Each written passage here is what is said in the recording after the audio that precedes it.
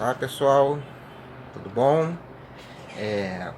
Bom, alunos do segundo ano, vamos hoje iniciar, né, o que seria a nossa matéria do segundo bimestre, né, o equivalente ao segundo bimestre. E aí eu pensei, né, propor uma abordagem um pouquinho diferente para ver se ajuda, né? Eu sei da dificuldade, às vezes só de ler, né, aí não entende direito, enfim, aí eu dou algum videozinho lá para vocês verem, mas como, enfim, não sou eu, vocês estão mais acostumados, fica mais difícil a compreensão. Então pensei gravar esses videozinhos, né, explicando a matéria, tá?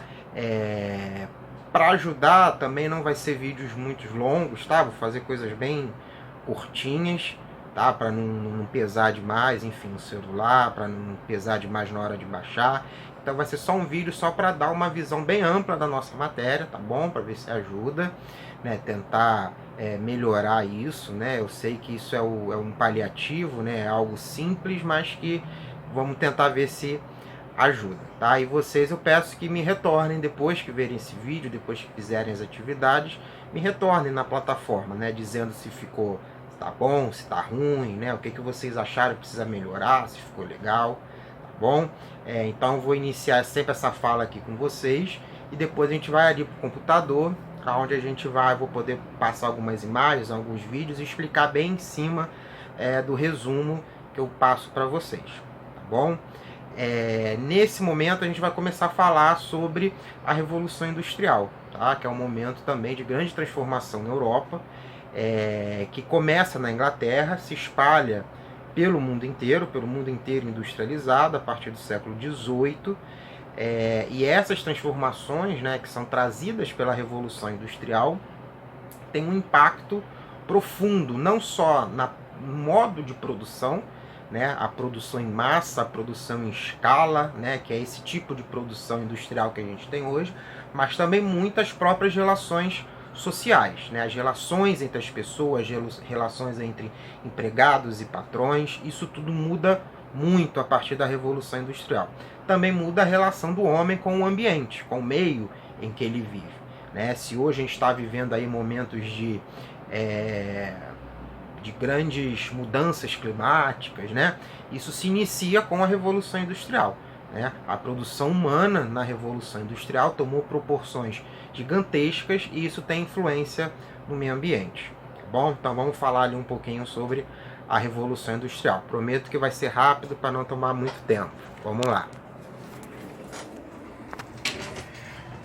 Bom, vamos colocar aqui como eu já testei. Tá legal aí? Acho que sim, né? Se a câmera cair, eu coloco, desculpa, tá? Não riam, por favor. Então esse aqui é o resuminho que eu mandei para vocês sobre a Revolução Industrial Inglesa, tá? Eu vou passar aqui e explicar rapidinho e vou aproveitar e explico os exercícios que tem aqui. Bom, como eu disse, a Revolução Industrial na Inglaterra, né, é o momento onde a indústria, como a gente conhece hoje, surge, tá? Até então, até o século XVIII, a produção era em pequena escala, por manufaturas, né? Manufatura é aquilo que é feito pela mão, manual, né? Então, por exemplo, você, para fazer uma cadeira, uma mesa, uma pessoa fazia toda a cadeira, fazia toda a mesa, fazia todo o sapato, uma pessoa, né? Que era o chamado mestre de ofício. No máximo, ele tinha um aprendiz. Com isso, vocês imaginam que a produção era muito pequena e cara, tá? Só que ao longo do século XVIII, na Inglaterra, inicialmente, uma série de transformações, né, de mudanças, de inovações, de descobertas, de invenções, vai mudar a relação do homem com a produção. Tá? Aqui no finalzinho do século XVIII, né, o James Watt, né, junto com Thomas Newcomen, né, aperfeiçoada pelo Watt, vai criar as primeiras máquinas a vapor, né? E essas máquinas elas vão conseguir produzir muito mais do que a força humana, tá? Aqui você tem um modelo, né, uma imagenzinha de uma indústria, né, na Inglaterra no final do século XVIII. Essas máquinas aqui elas vão conseguir produzir muito mais do que o homem, né, do que o ser humano, essas primeiras máquinas a vapor. Então essa grande inovação técnica, tecnológica, vai aumentar demais a produção. A produção que era em pequena escala vai se tornar aos poucos uma produção em larga escala, uma produção em massa. Aqui tem um exemplo, né, dessas primeiras máquinas a vapor, tá? E essas máquinas a vapor, elas vão ser adaptadas em vários ramos, né? Como, por exemplo, nas locomotivas, né? O trem vai surgir também no século XVIII, né? As estradas de ferro, que vai fazer também uma grande revolução no escoamento da produção, né? Antes, os produtos eram levados em lombo de burro, né? Em barcos, ou mesmo pelas pessoas. Agora você tem esses trens imensos que percorrem distâncias imensas, que vão conseguir levar produtos de um lado para outro. Agora, esse grande aumento na produção, além das inovações tecnológicas, ele também foi possível a partir da divisão da mão de obra, né? Ou da divisão do trabalho, né? Como eu falei, se antes uma pessoa fazia todas as etapas, né? O cara ia lá, fazia um calçado, ele fazia todo o calçado, cortava o couro, costurava, enfim, fazia tudo. Agora há uma divisão, isso é importante, uma divisão da mão de obra.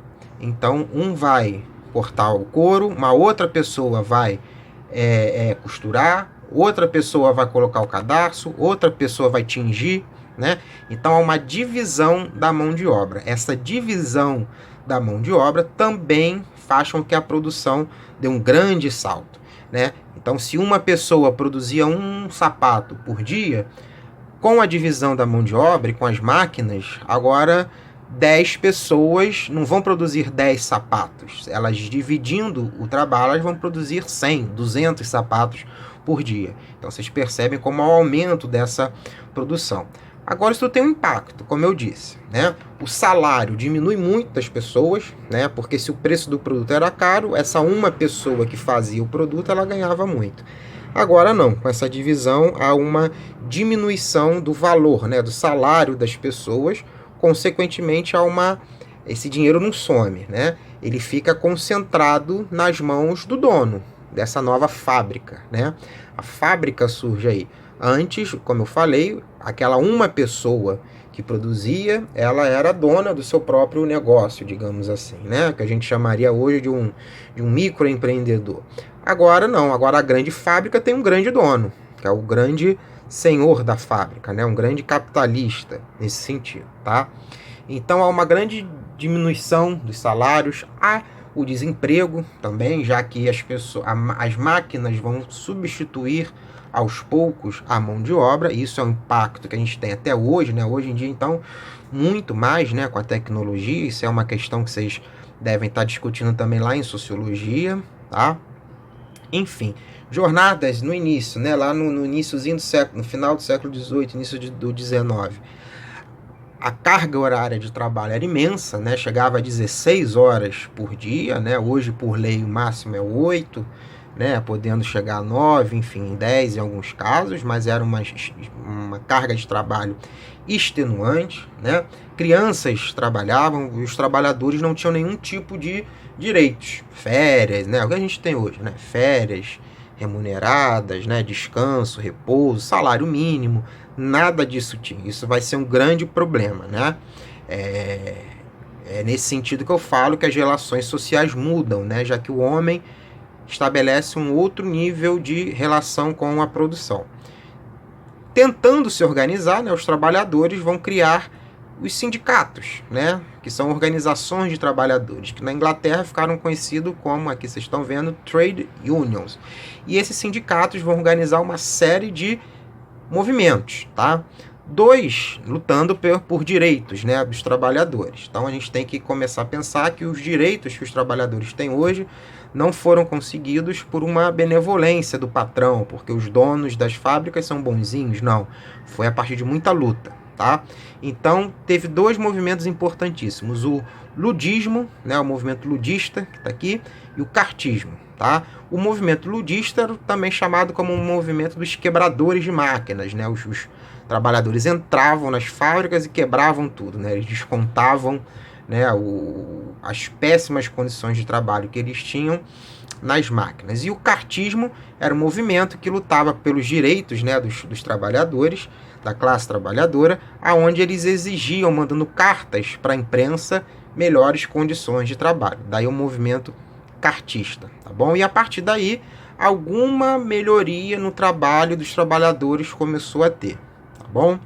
Então, assim, isso é só um resumão, né, tentando explicar aqui um pouco para vocês, tá? No final do texto tem 1, 2, 3 exercícios que vocês vão responder tranquilamente aqui de acordo com o texto, tá bom? Se alguém não entendeu alguma coisa, pode voltar ao vídeo, veja novamente, tá? Daqui a algumas aulas, acho que na próxima aula eu vou passar esse vídeo aqui para vocês verem, que é o filme do Charles Chaplin, Tempos Modernos, aonde dá para ver perfeitamente essa nova relação do trabalhador com a máquina, né, e com o seu patrão, tá? Eu vou passar esse vídeo depois mais para frente para vocês, mas ele tem no YouTube completo, quem quiser já ir vendo, quem quiser já ir adiantando, pode ver também.